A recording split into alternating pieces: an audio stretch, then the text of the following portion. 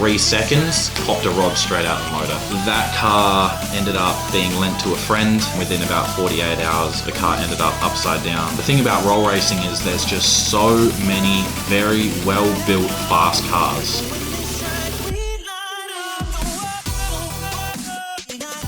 So the build process of my current Civic, which is a EJ8 coupe, 96 model, with a Integra B18B non-VTEC engine swap, turboed, built, a few other things being done to it. So I do get some requests sometimes of people asking what's been done to the car, how much did it cost, all those sorts of things. So I'm sort of going to break down that process with you guys now. To get the full picture of exactly why I went down this path, we need to sort of get an understanding of what started it. So in the beginning, the reason that I got into Civics was a friend of mine, Will. He introduced me to the Civic scene. At that stage, I was very much into my Falcons. I had an XR6 NA Plus T that made around 400 kilowatts that we ended up winding right out to about 500 kilowatts before it blew the motor, and managed to get that to one roll racing event.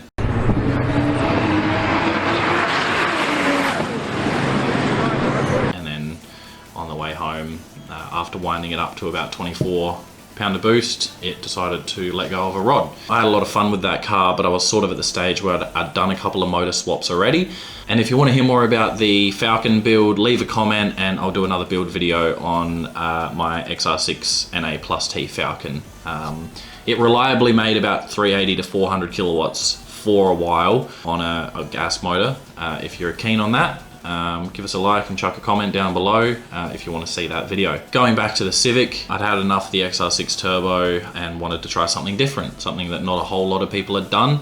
I saw the Civic scene in the US was massive, and I was very interested in doing something in Australia as far as a Turbo Civic. I know that we did have a few, and we've got some fast ones, but I'd never come across one in Adelaide specifically. And I was very interested in the Turbo Civic scene, and my friend Will got me into Civics, and I was already interested in turbos and going fast and turboing non-turbo cars. He was more into the hills aspect of track and making the car very stable and able to corner really quickly, where I was more focused on straight line speed and drag racing. So it played in well because the cars are very light, which helps.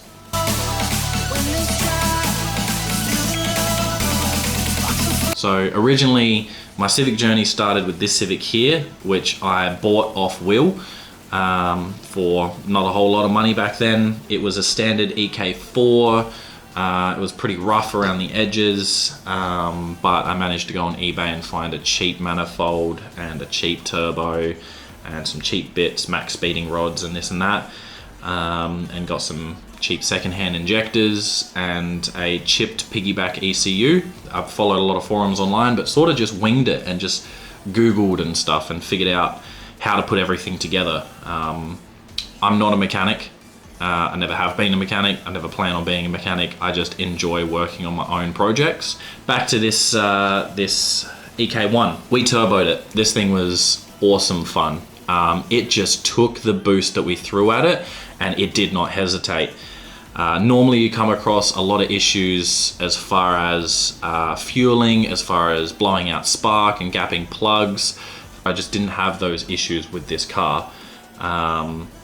Typical Dizzy setup, nothing too fancy. It was a stock motor, nothing done to it whatsoever. Threw about 12 pound at it, and it would just spin all through first and second gear.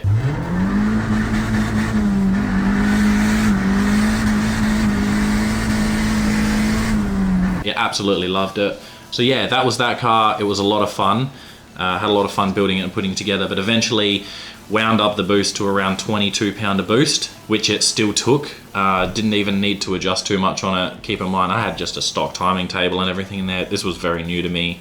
It lasted the whole night when we wound it up, went through the hills, had a blast. Then I came the next day back to Adelaide, parked it up, went to go to an event the next day. On the way there, wasn't even on boost. I was just driving along and it immediately just started making a knocking sound, and within maybe 3 seconds, popped a rod straight out the motor. So clearly we damaged something the night before. It wasn't apparent the night before, and it wasn't apparent that morning. It was only about 10 minutes into the drive that it just threw a rod, not on boost. Then I went on this journey of building a D16 motor for it, which ended up not coming to fruition because I started going down another path. And at that stage, that path was to build a really fun hills car, something that Will had done, I was interested in, been in his car a few times, and it was really fun and really fantastic to drive.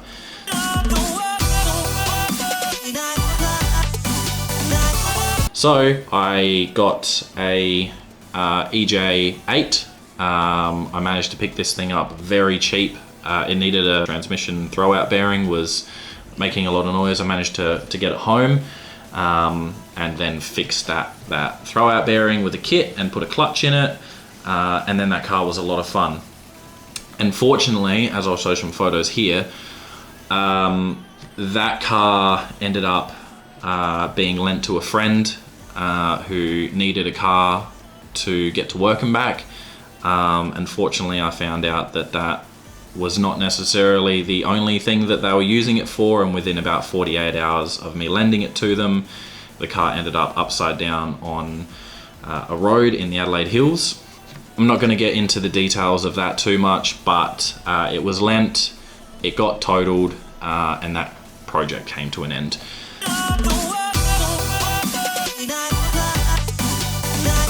So from there, I managed to get my hands on a turbo Honda CRV that had been mod plated for the turbo.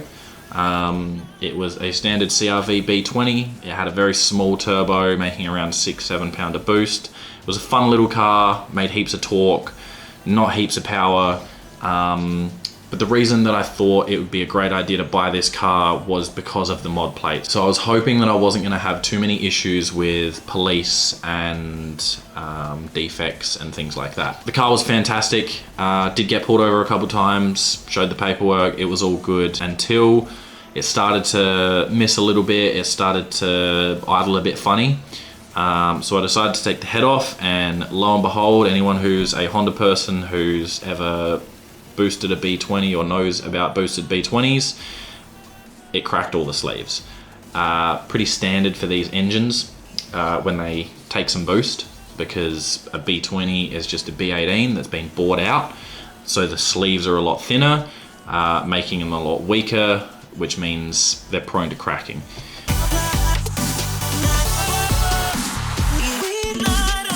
I managed to pick up a cheap B18B that I found on Marketplace, trans, everything included. Not that I needed it because I was sticking with the CRV trans. I took this motor and I decided this was going to be my next project. I ordered a kit.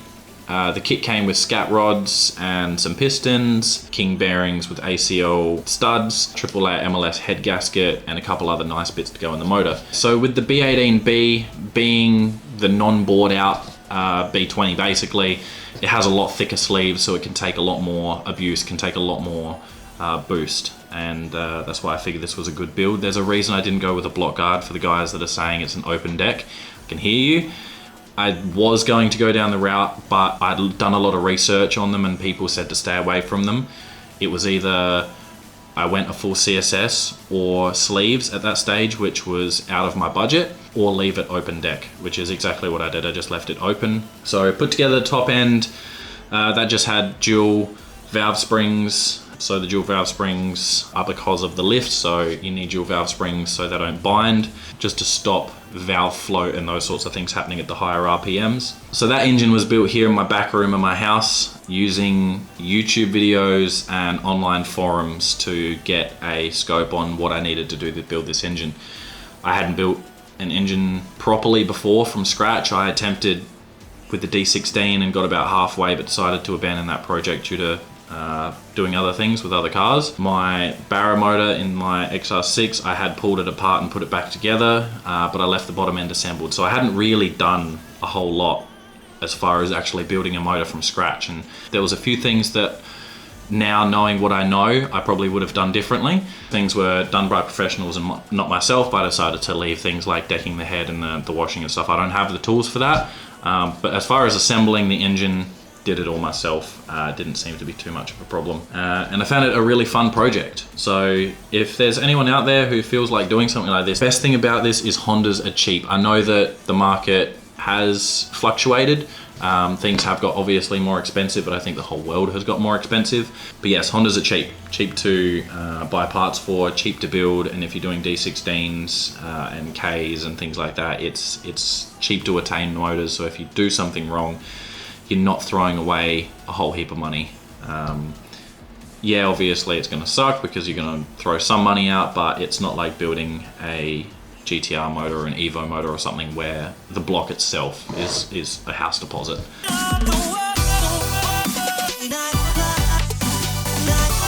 So after I put the motor together, gave it a decent compression test to make sure it was making good compression, and then that motor went into the CRV and I took it to roll racing. It was awesome fun in the CRV. Unfortunately, the motor wasn't for that car and it did get defected. Decided, you know what, let's take the engine out of the CRV and put it into the Civic and enjoy the gains we would make from just being in a lighter vehicle. The engine bays of a CRV and an EK are practically identical. Got it compression tested again before it went in. It made roughly the same compression. A couple of cylinders were a little bit down. I think I scored some cylinders a little bit.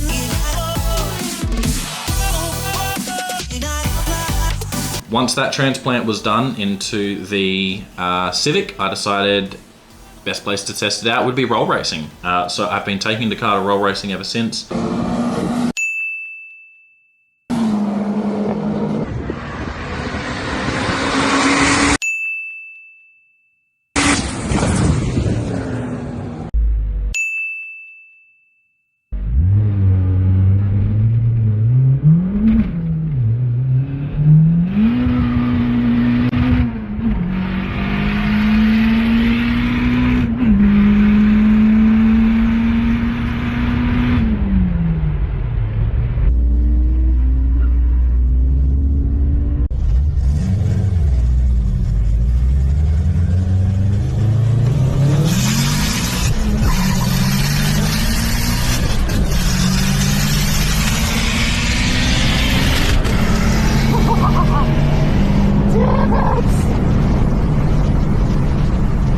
So the engine consisted at that stage of stock cams, but it had the Brown Corral valve springs. It had the bottom end build, the same build as the CRV.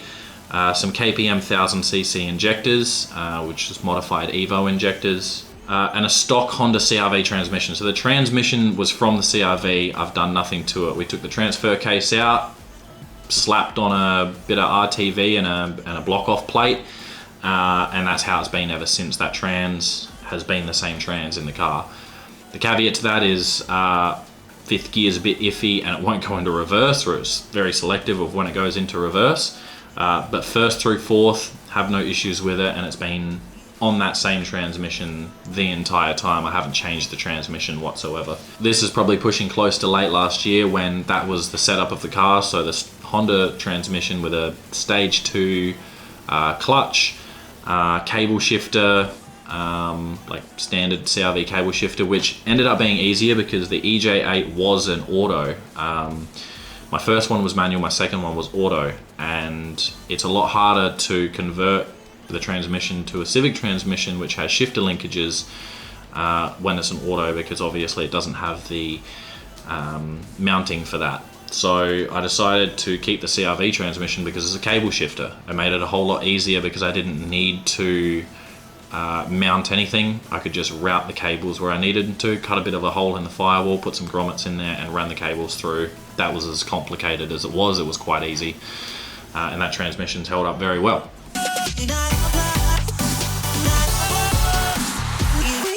In more recent times, the car started to miss a little bit and I started to have some issues, so I was suspecting that it may be head gasket. So I decided to garage the car for a little while. This was sort of the end of last year, around December 2024, so coming into 2025 now. Took the head off the car and Checked the head gasket, didn't seem like there was too much wrong with the head gasket, but it looked like there could have possibly been a little bit of a leak there, causing a bit of the mess. But I did check the valves on the head.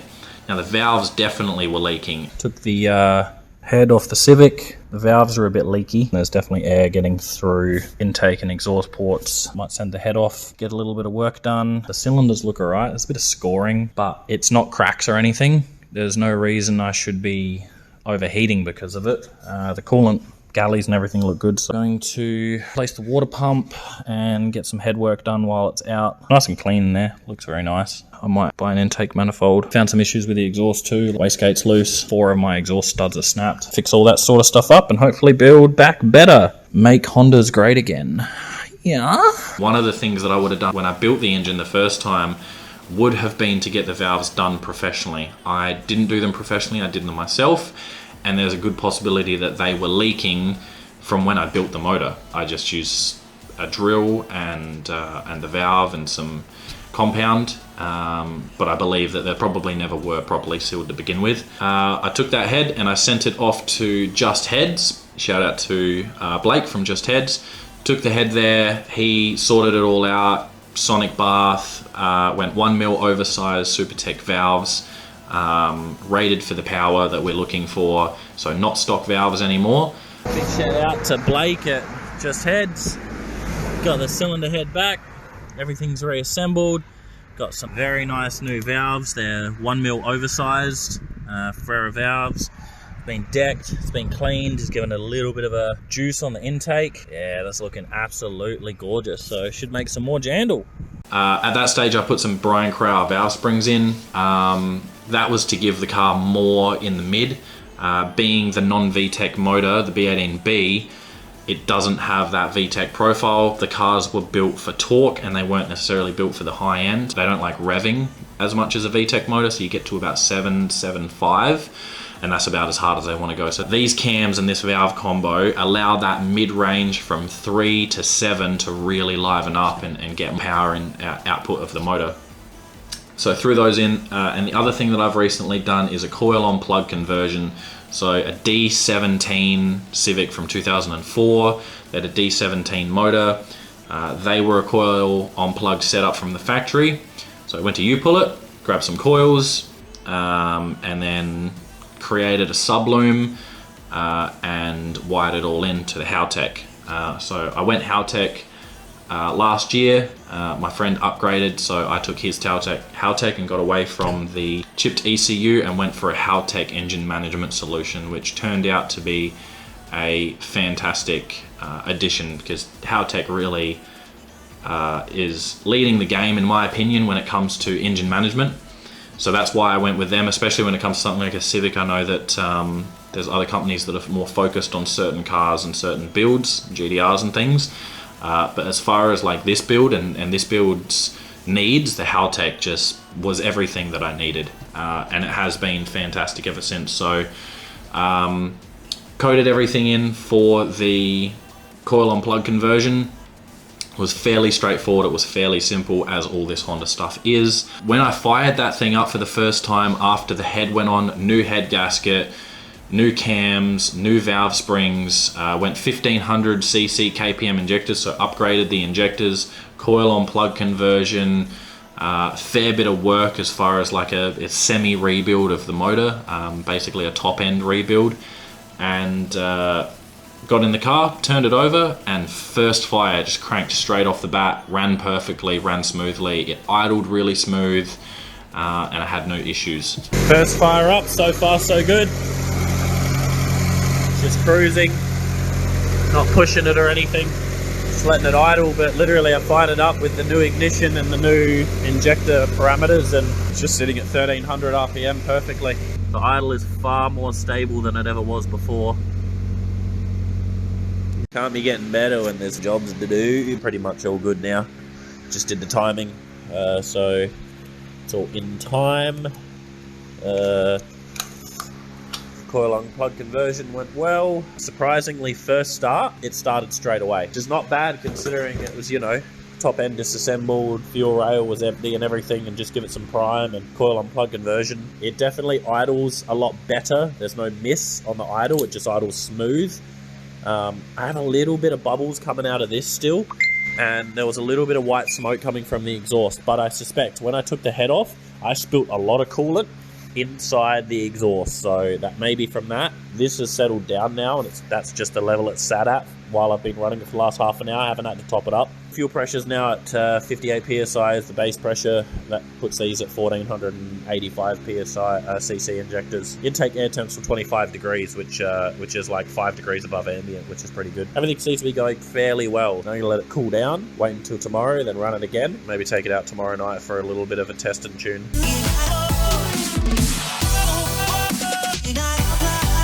Now the next step is taking that to roll racing and see how we do.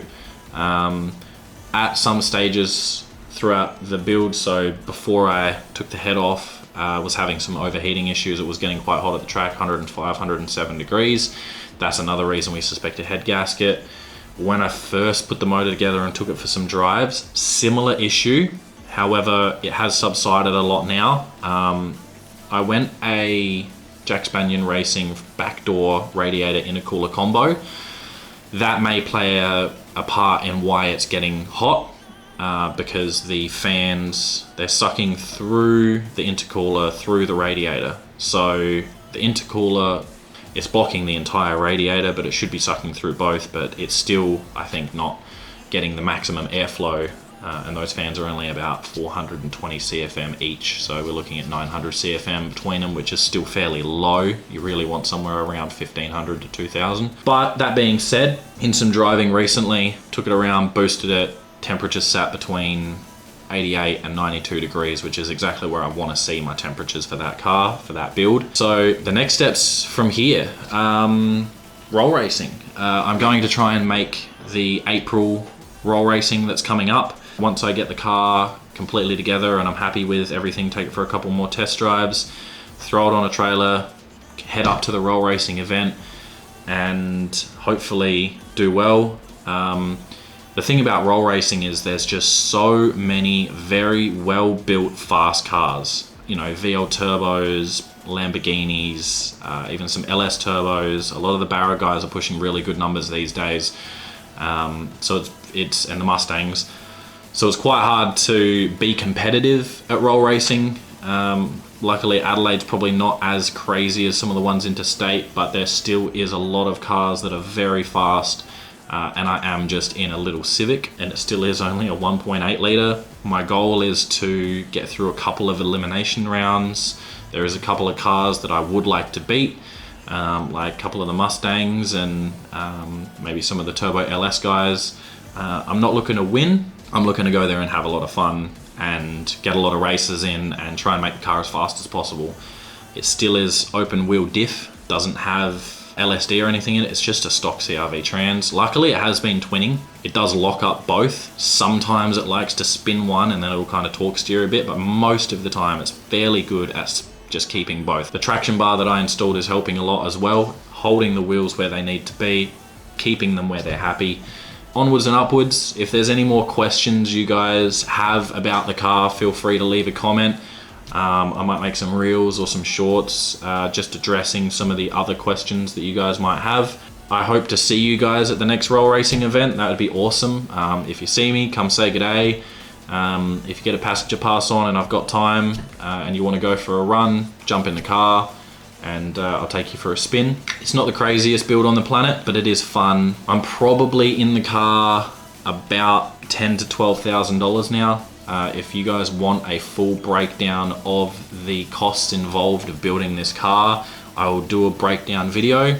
So just leave a comment if you think that that's something that you guys want to see. But yeah, until next time, I'm Zach, Lifestyle Motorsport. Thanks for all your support and hope to see you guys again soon, and we'll see you out at roll racing. Just a reminder guys, if you did like this video, you get any value out of the content that I provide, please subscribe, like our Facebook, leave a like, leave a comment, share it with your friends. It helps the algorithm a lot, getting our content out there. And yeah, we hope to see you soon.